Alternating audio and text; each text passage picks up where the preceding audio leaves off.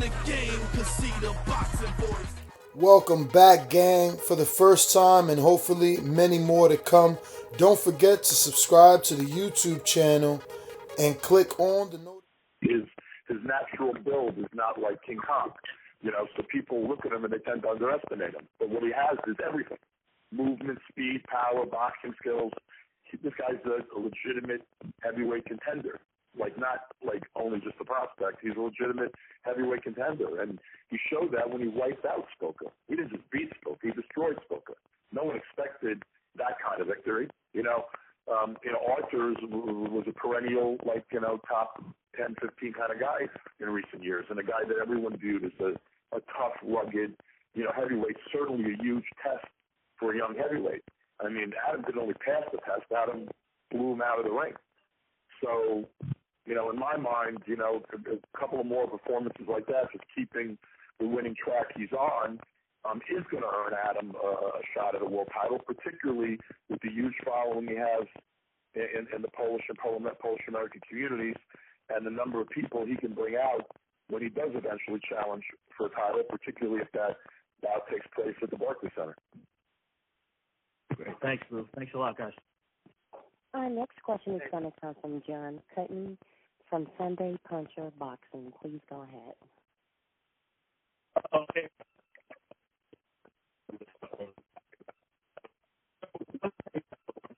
Mark, last year you really on the cusp of.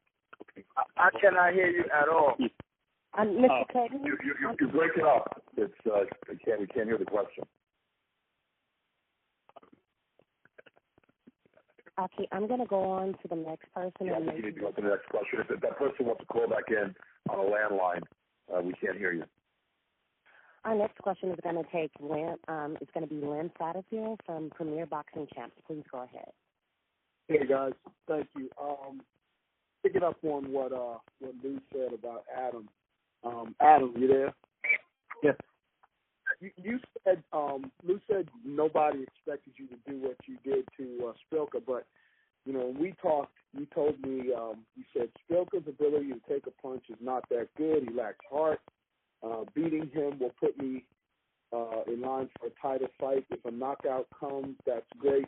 But if not, then it will be 10 rounds of me beating him up.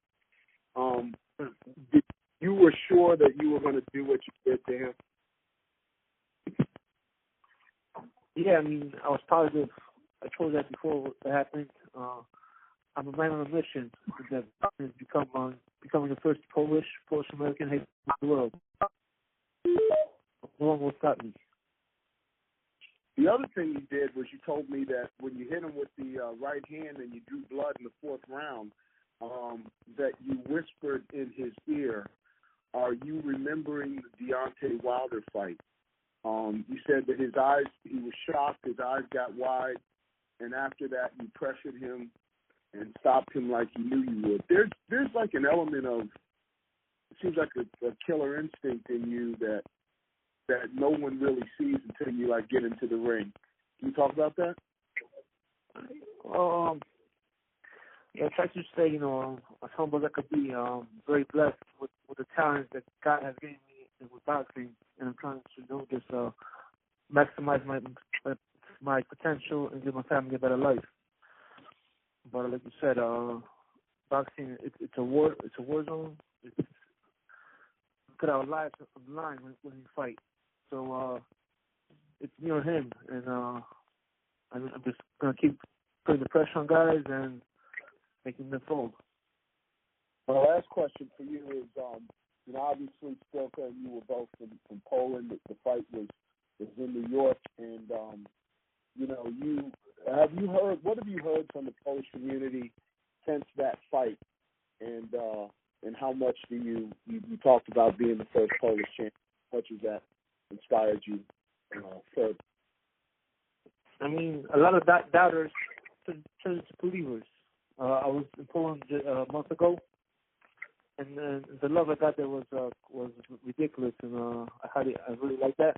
But no, that's just one step. I mean, you gotta keep working hard, keep training hard, and the goal is to be world champion. I'm beating Arthur Spielka. So I'm very focused on Iago Glazov right now. And I have to pass this next test on January 20th. And on my way to become world champion. Okay. Now I got a question for Marcus. Hey, Marcus, how you doing? What up, man? How you, brother? I'm blessed, man. I'm doing all right. As Lou pointed out, you know, more than half of your fights have been in New York. 14. This will be your 14th time in New York. Your 12th in Barclays. You're 11-0 with 7 knockouts here. 13-0, 9 knockouts in New York overall. What does it mean for you to fight in your home state? At this point, man, especially, you know, being an Olympian and just being an amateur who fought in, you know, different countries, the earth is my turf. So, you know, I don't really look into it as, you know, being you know, of course, you know, it's cool to fight in New York and, you know, and it's a plus, you know, but it's annoying at the same time because, you know, people ask you for tickets and things of that nature. So I'm just at the point in my career where I'm just blessed to be to have the opportunity to fight in general, you know what I'm saying? And number one, and that's basically it for me. You know, fighting in New York is great though. It's always a great thing, you know, to come out, you know, see your people, your family, and your friends, and that and things of that nature. But where I'm at in my career right now, and mentally, I really don't care where I'm fighting. Honestly, I'm just like you know, piggybacking off of Adam, like you know, like we all are. We're all on mission. His mission is to be the first Polish heavyweight champion, and mine is to be the first world champion from where I'm from. You know what I'm saying? And we on that mission, and nothing's gonna stop that. Whether it's fighting in New York, Guam, or Dubai, it don't matter. One more last question about just fighting in Brooklyn, though. Your last fight in Brooklyn, obviously you fought in New York. The last fight against Monahan, but your last fight in Brooklyn, obviously there was some, you know. It wasn't the definitive victory that you wanted. Correct. Do you want to return to Brooklyn and be more definitive in this? I mean, obviously, Tattoo was knocked out his last time at Brooklyn, at Barclays. Correct. I definitely, you know, want to, you know, there's no pressure for me, honestly, you know. At the end of the day, you know, we got to win, and, you know, of course, you know, everybody has their opinions, and, you know, everyone's entitled to their opinion, but I'm just ready to go in there, implement our game plan, not put on a show for anybody, and, you know, be defensively sound, be smart, and take care of business, man, and just break this tough guy down. You know, this guy, you know, he doesn't come to play. You know, he comes to work, and, you know, he's a real live game guy, man. You know, he's not going to give you nothing, so you got to take it. And that's why I'm at with it, you know, mentally, physically, and spiritually at this point in my career. I don't really have nothing to prove to anybody. I'm going to just, you know, let my skills speak for themselves and not put, you know, no pressure on myself to do anything that I don't need to force no issue. But wouldn't it be nice though, to keep that streak going? You got 2 quick knockouts against, you know, one against Monahan, but the one before that against Williams, who was talking a whole lot of, you know, smack. Wouldn't it be nice to keep that going and further make a statement, like Lou said earlier? Oh, of course. You know, it's always good to, you know, knock a guy out. But you know, like the late great Bernard Hopkins always told me, you know, take them how they come, because they all not gonna be that easy. You know what I'm saying? So I'm just prepared. I'm prepared for however many rounds we're scheduled to fight, 12, 10. It doesn't really matter. But you know, if a knockout comes, it comes. I'll be implementing our game plan and setting them up, and you know, and doing what I got to do. But I'm not forcing no issues. You know what I mean? Because that's when you get caught up into you know, lunging and, you know, being out fighting outside of yourself, and, you know, trying to impress people. And you know, I've learned that, you know, that doesn't pay, because at the end of the day, people will be like, look at you lost, and this is that and the third. So, you know, I'm gonna just stay within myself and, you know, be the best Marcus Browne on January 20th. I can't wait to fight. It's been like 6 months too long. Lem, there's one other thing to clarify. You said that Tutu had been knocked out in his last time at Barclays Center. If you watch the fight, it was controversial, right? It was controversial. The fight was stopped in a tremendously controversial manner that caused the Showtime announcers. or one of the strangest stoppages they've seen. No disrespect to the winner of the fight, but I would say if Marcus was able to knock out Ntutu on January 20th, he'd be the first person who ever did that. That point well made. Thank you, Lou. Okay. Our next question is going to come from John Cutney from the Sunday Puncher Boxing. Please go ahead. Oh, hi. I hope my connection is better now. So this is for Marcus. So you had a great 2017, as others have mentioned. You look really on the cusp of a major fight. Just wondering quickly if you could, if the two most likely fighters you would fight, I would assume would be Adonis Stevenson and Badger Jack. Just wondering if you could give your quick thoughts on each of those fighters. Quick thoughts on each of those fighters. I'm super focused. I'm super locked in on Francie and Tutu at this point. And but I'm a fighter at heart, so I don't see no special effects in either of those guys. I mean, Adonis is super strong. Badu's a workhorse. He comes and he works, but I don't see any of them beating me personally, and that's as far as that goes at this point right now. You know what I'm saying? Speak to me after January 20th, then we'll talk about it more, and we can elaborate on it more. But at this point, I'm focused on Francie, but those guys are definitely in my sights, and I don't really see nothing crazy. Okay, thanks a lot. Good luck on fight night. Thank you, boss. And our last question is going to come from Eddie Goldman from No Holds Barred. Please go ahead. Thank you very much. I have a question for Adam. In your last fight against Spielka, you not only stopped him faster than Deontay Wilder, but you stopped his movement and you came in a lot lighter at weight than you had been for several years. Can you talk about what we expect in the fight with Kownacki? Kownacki had been a cruiserweight up until a few years ago.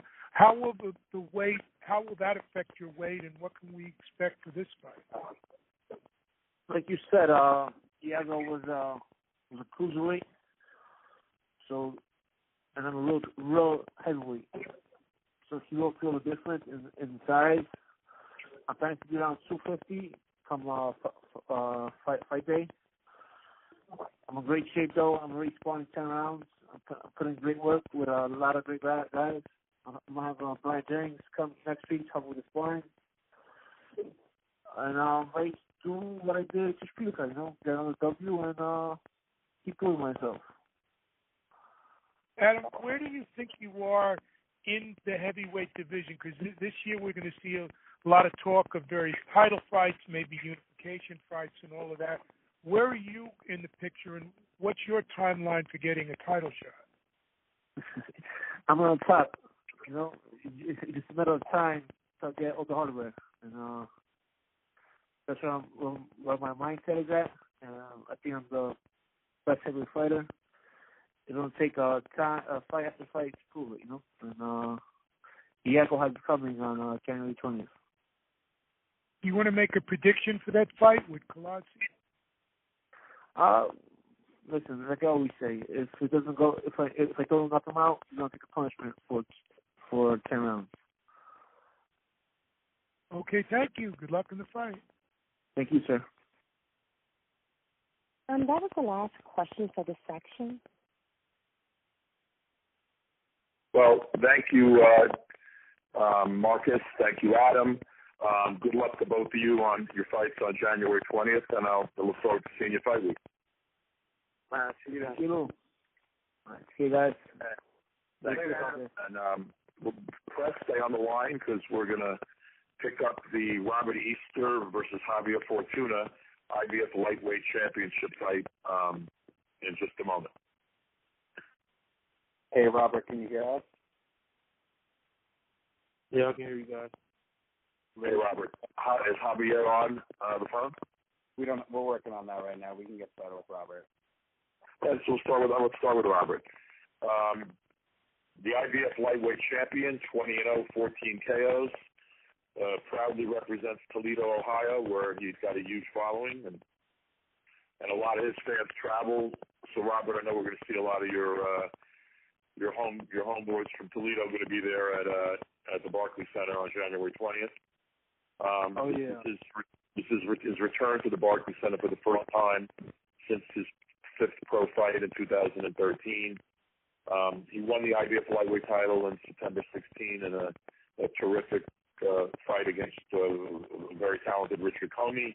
He defended that belt twice by unanimous decision since then.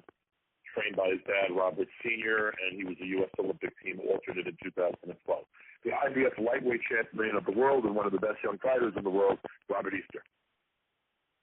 Hey, how's it going? Say a few words to the press. You said what?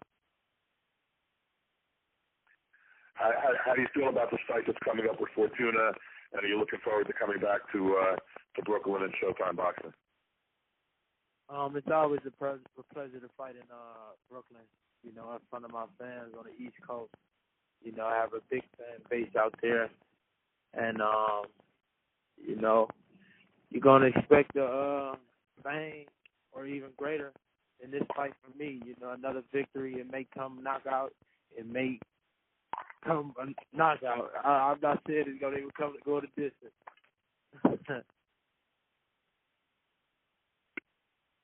All right, and we'll open up, since we don't have Javier yet. I don't think he's on the phone yet. Let's open up with questions for Robert, and when Javier joins us, we'll mix him into this call. Moderator, build up for any questions for Robert Easter. Ladies and gentlemen, if you have any questions at this time, please press *1 on your telephone keypad. Again, if you have any questions at this time, your telephone keypad. And our first question is going to come from Dan Raphael from ESPN. Please go ahead. Thank you very much. Hello, everybody. Hello, Robert. What's going on, Dan? Not too much. Happy New Year to you. I wanted to start with this question. There's been a lot of conversation among the boxing fans and media about some of the other guys in your weight class, most notably the WBC champion Mikey Garcia, who's going to have his next fight at junior welterweight, and Jorge Linares, who's got the WBA title, who's going to be fighting on January 27th. And I don't hear a lot of people talk too much about Robert Easter. And I wonder if you feel at all like you are maybe, and I'm not sure why, but maybe a little bit of the forgotten man in the weight class, even though you're a champion also, you're undefeated, and you've been performing at a top level for the last, couple of years. Well, do you feel like you are a little bit of the forgotten guy in your weight division, and you want to wake people up to the fact that you shouldn't be? I wouldn't actually say I'm the forgotten guy. You know, I'm just the guy they don't want to fight. You know, of course, you know, when you hear these interviews, these guys talking, they always bring up everybody else's name except for mine. You know, and you cannot forget about me. You know, I'm the tallest in the weight class, maybe the fastest, and probably one of the strongest. So, of course, they're not going to mention my name because they don't want to fight me. You know, I've been calling these guys out. I know they see that. So how can they not acknowledge that? You know, shout out to Jorge and Mikey. They're doing their thing. They winning these fights like champions supposed to. But it's time, you know, we unify these titles like I've been trying to do. Now, there was some discussion, I think, before Mikey Garcia signed for the fight with Lipinets to fight at 140, that there was a decent chance that perhaps that his first fight of the year would be against you in a unification fight. Can you tell me from your side of things how serious that was and what that was about?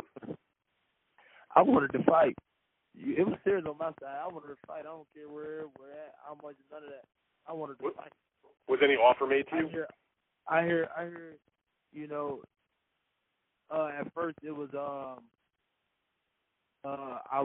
I didn't produce enough fans, or the fight didn't make sense, which that didn't make sense, and some other excuses the guy came up with. But like I said, I was ready to fight whenever, whatever, how much. It didn't even matter. Did you get an offer for that fight? We didn't actually get an offer. Didn't get that far, is what you're saying? Is that what you're saying? Yeah. I mean, I guess they made an offer towards him. You know, like I said, I didn't really care. Okay, now you're fighting Fortuna, who is not a bad fighter by any stretch. He only got the one loss, but he's smaller. You're gonna have a huge height advantage like you have against most opponents. You're 5'11". I believe he's about 5'6". Yeah. Was at 130 to Jason Sosa, who I don't think is necessarily close to your level. Do you feel like you're just a huge favorite in this fight against him, smaller guy? Yeah, but that I'm taller than most of my opponents. That's nothing new. Of course, I'm the favorite. I'm the champion. He's a former world champion. But like you said, none of these guys haven't faced nobody with the skills of mine. So, you're gonna see another box clinic for me in this fight and putting a pause on somebody or Javier Fortuna. What kind of statement then would you like to make in this match? I would like to make the same statement I've been making, and that's why these guys are scared to fight me. You are, as you said, a tall fighter for the weight class. I wonder, you're 26 now, so you're not old, but you're not like a baby anymore. How much longer do you think you can hold 135? I can hold it just as long as they want me to. But, we, like I said, man, I'm trying to unify these titles and then move up after that. But until my goal is reached, I'm going to be at 135, giving these guys trouble. All right, very good, Robert. Thank you for that, and I look forward to seeing you at the fight. Appreciate it. Thank you. Lou, we have Javier on the line now. Oh, thank you. Javier, and is someone on to translate for Javier? Yes. Okay, perfect. Javier Fortuna, 33-1-1 with 23 KOs. Born in the Dominican Republic, La Romana. Now lives in Braintree, Massachusetts. Promoted by the illustrious Samson Lukowitz and Samson Boxing. He's a former two-time two-division world champion. He was a champion at featherweight and at super featherweight, and now he's moving up to lightweight to challenge Robert Easter Jr. So, translator, if you could ask Javier to say a few words, please. Si quieres empezar con una par de palabras. Buenas tardes. Good afternoon. Dios le bendiga a todos. So God bless everyone. Me siento muy contento. So you feel very happy, fortunate. Y orgulloso de que Robert Easter me dé la oportunidad. Very fortunate that Robert Easter is given the opportunity de pelear por el título mundial. to fight for the world title. Siendo él el campeón. Siendo él being that he's the world champion. Pero que hasta ese día será siendo el campeón. Nevertheless, it will be the end of his reign. Lo siento porque él es un campeón y tiene So título. I know he has his fans. He's a champion. Pero yo tengo mi meta que todos salgan. But my goal is to become world champion again. Thank you. And moderator, we can open up again to questions for either fighter from the press. Our next question is going to come from Nick Petrovovic from Toledo Blade. Hey, Robert, how you doing? All right, yourself? I'm doing really well, man. Last time I talked to you, you were mentioning that you kind of wanted, now that you have one belt at lightweight, you kind of wanted to go get some of the other ones. If you win this fight here against Fortuna, do you think it's realistic that some of the other guys will give you the chance? When I win this fight, like I said, I don't know. I've been calling these guys up for a while, and it's kind of up to them. I've been sitting back, taking these mandatory fights and fights that really don't make sense like unifying the titles would, but hopefully we can. All the champions meet up and fight. So that when I win this fight, hopefully. And if you aren't going to get the chance to fight one of the other 135 guys, is it possible that you go up to 140 for your next fight? I don't know. We're going to sit back and talk to my camp, and we're going to see what's the best move after that. Okay, and looking at Fortuna, obviously a lefty, is there anything that you have to do training-wise or that you have done training-wise in preparation for him? No. I've been facing left-handers my whole career, amateur and pro. You just have to make a few adjustments. That's what professionals do when they get in the ring. That's why I really don't study tapes or nothing because, they might not fight you the same as what they fought the last person or, how they fought an orthodox fighter. So it's all about making adjustments once you get in that ring. Whenever I'm in the gym, I always give it 110%, and I always train until I ain't got no more left in the gym. When you're looking at this fight going into it, what's the thing that more than anything else, that you want to gain from fighting Fortuna?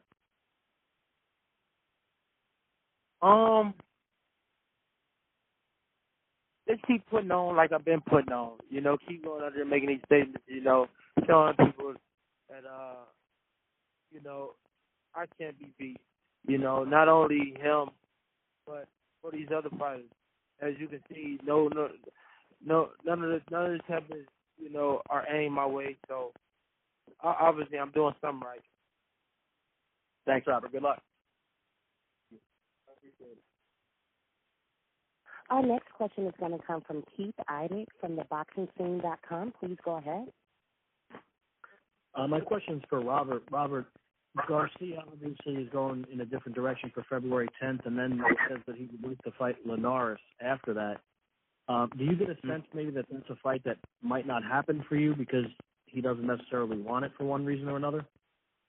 I'm sensing that, but if both camps can supposedly come to agreement, we can get something popping. I mean, I'm hoping we can. We can face off one day. Not only Mikey though. You still have Jorge. You still have him in a weight. He's still a champion as well. Are you looking at it maybe like if Garcia decides to stay at 140 pounds, that the Linares fight is a fight that you could make for your next fight, assuming you win on January 20th also? Of course. It didn't matter if he stayed or if he didn't. I still wanted that fight. Like I said, I've been ready to unify these titles for so long. I've been sitting back waiting, not only on Mikey, but the other champions. With Flanagan, he had moved up. And now we have Linares. What do you think of Linares from what you've seen from him? He's a crafty fighter, fast, moves a lot, but something I haven't seen before. He's nothing special I haven't seen before. Robert, Fortuna's obviously said a lot of things over the last week or so about knocking you out, and the referee's going to have to save you and things like that. What do you make of it? Some things he posed to say. He posed to hype himself up, and he posed to hype the fight up. But he and the champ knows the truth. They know the real. They know what they getting themselves into. I don't really have to trash talk. My work is done in the ring, and June 20th, we all gonna see that. Thanks, Robert. I also have a question for Javier. Can you ask him what he thinks about Easter and why he thinks it's a fight that he'll be able to win by knockout? Maybe some of the flaws or whatever he feels are weaknesses that Robert has. Yo pienso que Easter es un boxeador grande que se va a mi conveniencia. So of course he's a tall fighter, but he also sees it very convenient to him. Y he notado en él que él no va a poder aguantar mi pegada. And he feels that he won't be able to hold his punches, the power of them. Porque en esta pelea vengo más duro que en todas. He said in this fight he'll come more focused than any other fight. Yo espero que él no tenga ninguna excusa ni él ni su equipo. And he wants to tell him that hopefully, there's no excuses with him or his camp. He wants the best Easter that could possibly come to fight. Robert, what's your response to that? Like I said, he's supposed to talk. He's supposed to hype himself up. Excuses. I never had made excuses in the ring. My record is perfect. My record is perfect. I'm doing what I'm supposed to do, and I'm winning these fights. You know, I'm like, he's trying to get where I'm at. He's trying to get another shot, which is gonna fail coming January 20th. You know, like I said, he's supposed to hype himself up. All the talk, I don't get into none of that. You know, and everybody has a game plan until they get hit, man. Thank you, Robert. I just have one last question for Javier. He's viewed as an underdog in this fight. Can you ask him how much that's motivated him? And you know, he's viewed as the guy kind of, you know, moving up to Robert's weight class and an underdog.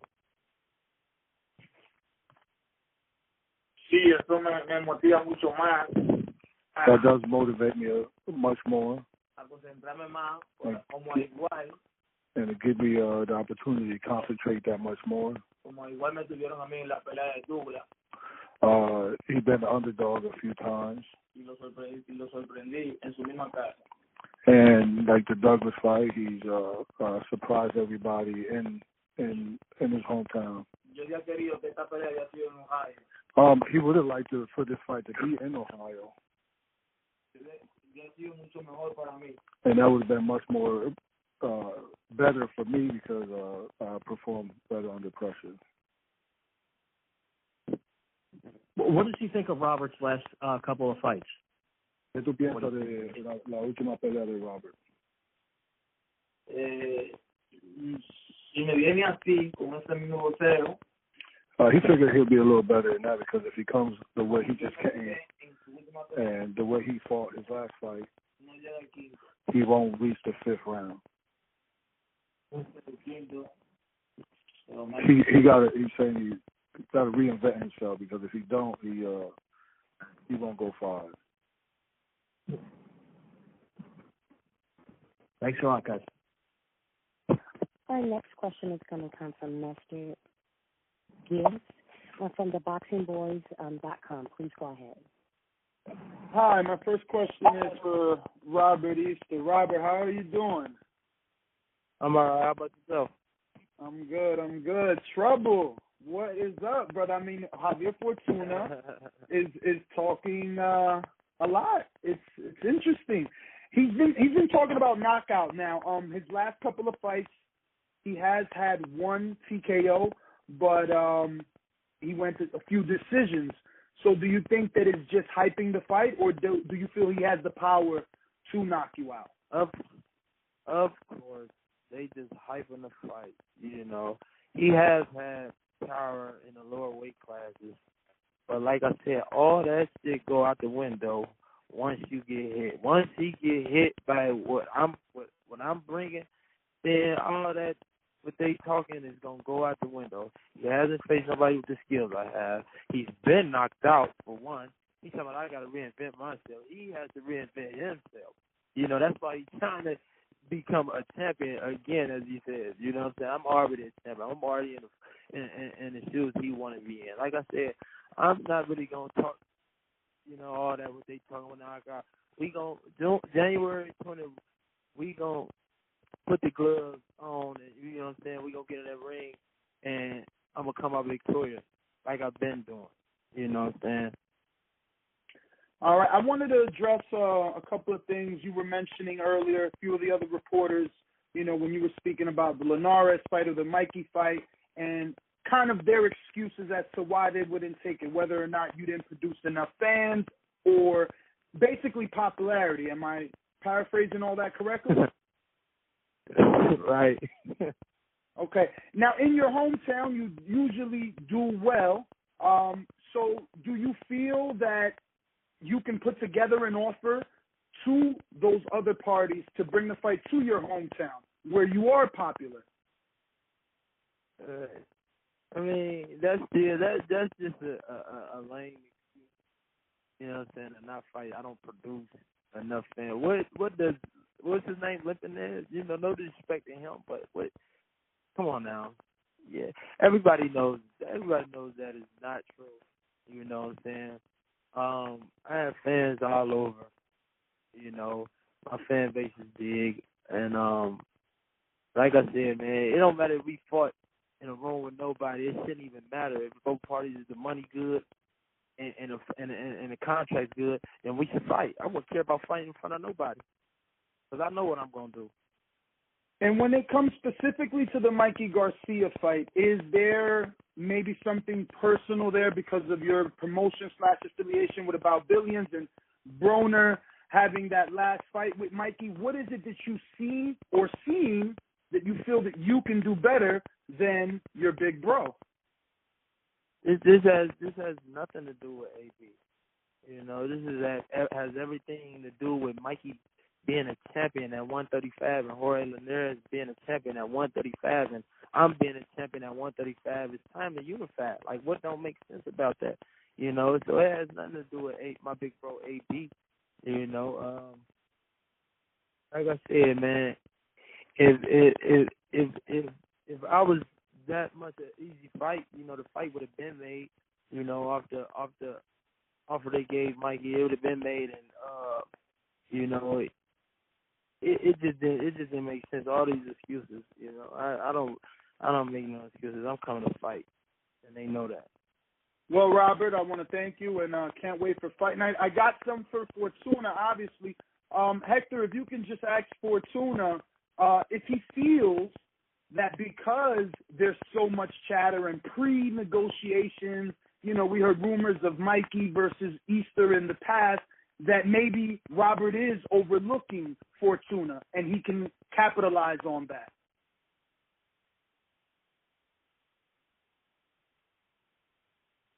Hector, Bermuda? Yeah, I'm translating now, yo. Bueno, la pelea que va ahora, con Dios por delante, Garcia versus Fortuna. He said he's just trying to get in position to fight Garcia. Este 20 de enero hay todo en And el this Dominicano. January 20th, there will be history made in Dominican Republic. Sobre lo que dijo Easter, de que a mí me han noqueado. And because for what Easter said about his knockout, he's careful. He's careful of that. Ahora que se cuide que nunca le han hecho eso. Now he that never happened to him. He's been hurt, but that never happened to him. So he got to look out for that. Y que no tiene cuidado con eso. And you have to watch out for it.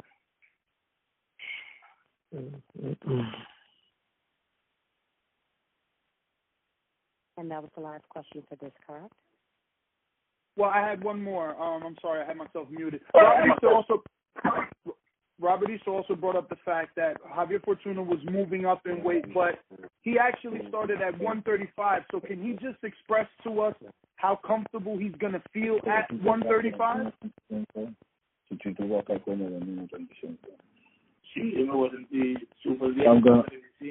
I'm gonna be super good at 135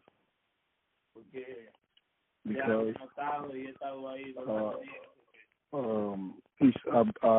I'm real close to weight, and he's made that weight a few times already. And my last one is, does he feel stronger? Because he's mentioning a lot, like other reporters said, a lot about knocking out Easter. He said it here already. And it's not like he doesn't have knockout power, but he's not known as a knockout puncher. So does he feel anything different coming into this fight? ¿Tú te sientes más fuerte yendo para esta pelea de la última pelea? Mucho más fuerte y mejor preparado. I feel a lot stronger and a lot more prepared for this fight.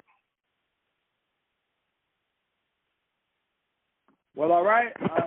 Thank you for answering the questions, and I hope you have the opportunity to make history, like you said, on January 20th. Gracias por intentar. Gracias. Muchas gracias a ustedes. And our next question is going to come from John Curtin from the Sunday Puncher Boxing. Please go ahead. Hey, how's it going? This is for Robert. So you fought your last two fights in Toledo, and you had really great crowds. Even before that, when you fought Richard Comey in Pennsylvania, you had a lot of fans come in from your hometown. Just wondering if you can talk about your connection to your fans in Toledo, and if you expect a good turnout at the Barclays Center. My connection to my hometown fans and my fans all over, I do respond. I try to respond to almost each and every person. You know how hard that is, but I try. you know, people be so amazed that I do say something back on Twitter or Instagram or Snapchat. You know, all my fans is real, man, especially my hometown fans. You know, they love traveling to see me fight, and because they know where I come from, and you know, we all grew up together. You know, I'm firsthand here. You know, I'm the one of the only things they got that's still here. You know, that's hands on with them.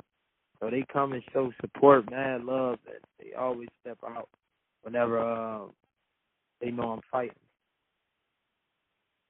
Great, thanks.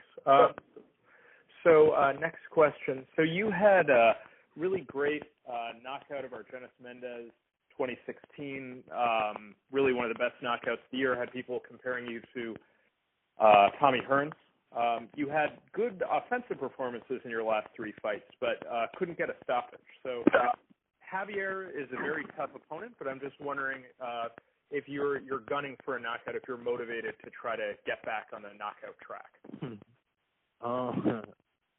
I see Sabakov was a tough opponent. You know, Richard Comey was a tough opponent. You know, Cruz was a tough opponent. All these guys are tough.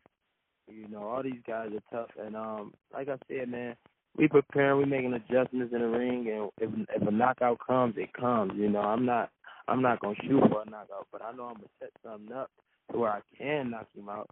But like I said, if it comes, it comes. But ain't no way he gonna beat me. He know that. His camp know that. You know, too much skills and just there's no way he can beat me. No way. Great. Thanks a lot. Good luck at the fight. This is a question now for Javier. So Robert Easter is a very tough fighter. He's at 135. I know you have fought heavier before. But just wondering what type of sparring you're doing in preparation for this. If you're fighting bigger guys, if so, what weight classes they're coming from? Because there really aren't many guys at 135 who are that tall. Because sí, está muy, en qué peso ellos están. Bueno, los boxeadores que me están ayudando a mí en el sparring. All the fighters that are helping me out sparring. Y 40. They're 135, 140. Y están aquí mismo en el equipo mío. And they're part of my team.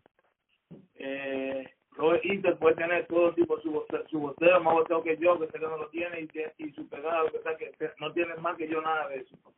He said, you understand what Robert's saying, that he's more skillful, but he can have more skill, he can have whatever he thinks he has. He's not going to have my will to win. Pero ante uno solamente habla y demuestra arriba del ring el 20 de enero. He said, but the only way I can demonstrate it is in the ring. And I think that's right, and we're going to get the answer in the ring when champion Robert Easter takes on a challenge of Javier Fortuna. I think we've done enough talking for Snowy. Yeah, thanks a lot, guys. Thursday afternoon. Thanks, everybody, for joining us. Robert, thank you. Thank you, Javier. We'll see you both. We'll see you both fight week. And thanks, everybody in the press. Once again, tickets are on sale. Barclays Center box office. What is up, TBV family? Yes, YouTube has been cutting funding to their channels as of late, and with net neutrality going through its process, the internet is changing. If you want to keep your favorite channel intact, coming up with tons of content, and plus get hours and hours of extra content, head over to patreon.com/ThaBoxingVoice to become a member of the TBV family and help support the channel. Peace. In the game, 'cause see the boxing voice.